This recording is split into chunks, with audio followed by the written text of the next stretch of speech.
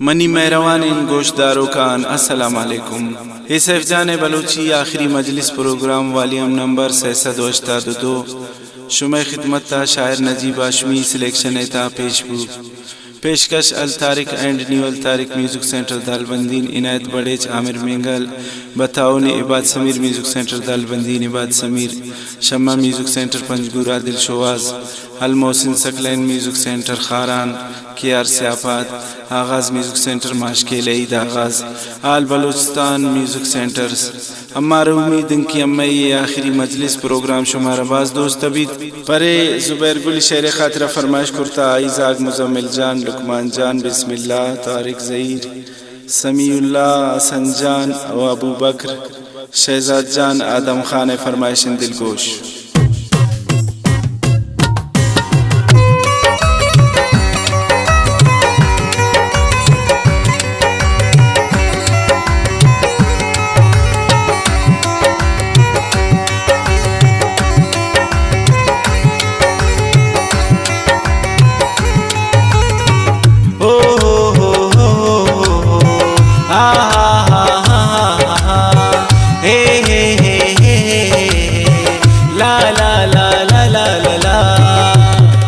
मन पत्ता बीबी कुर्बान मन पत्ता बीबी कुर्बान गुमन यारी अगने मन पत्ता बीबी कुर्बान गुमन यारी अगने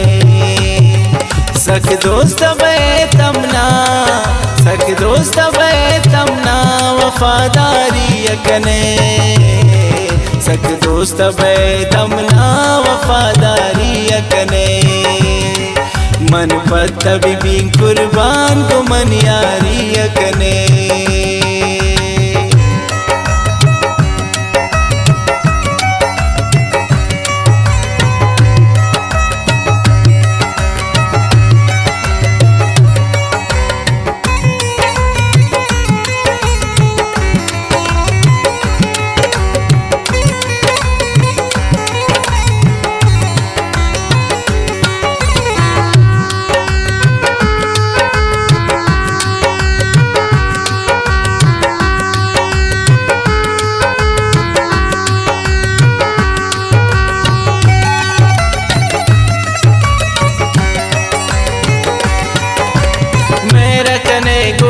दिल बर सक दोस्त दारे ना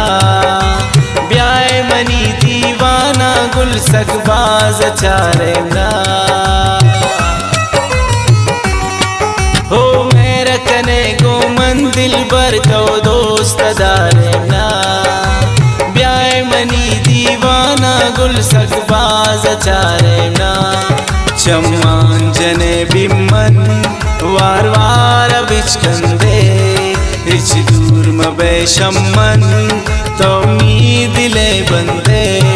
मनी इंका न करजीन यार का दिलदारी अकने मनी इंका न करजीन यार का दिलदारी अकने मन पत्ता बीबी कुर्बान मन पत्ता बीबी कुर्बान मन यारी अकने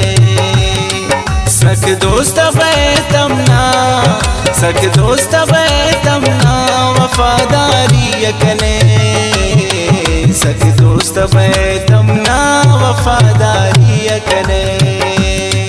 मन पत्ता बीबी कुर्बान को मन यारी अकने।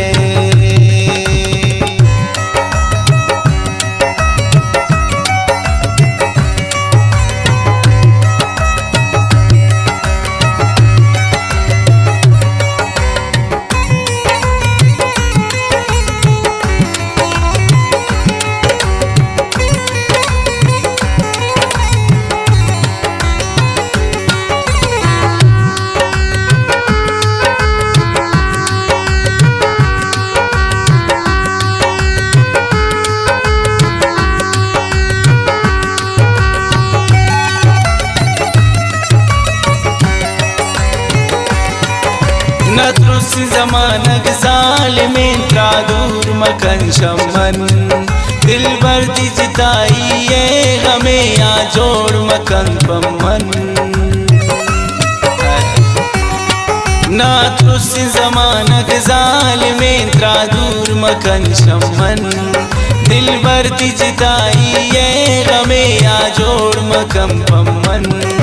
नास्ती यकीनी कास गोमन वफादारी दिल भर जुबैर जाना जूरी दिलादारी मन कम में परेशान बीन तगमवारी यकने मन कम में परेशान बीन तगमवारी यकने मन पत्ता भी कुर्बान मन पत्ता भी कुर्बान मन यारी यकने सख दोस्त बैतमना सख दोस्त बैतमना वफादारी यकने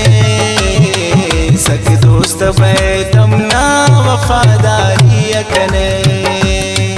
मन पत्ता भी कुर्बान को मन यारी यकने।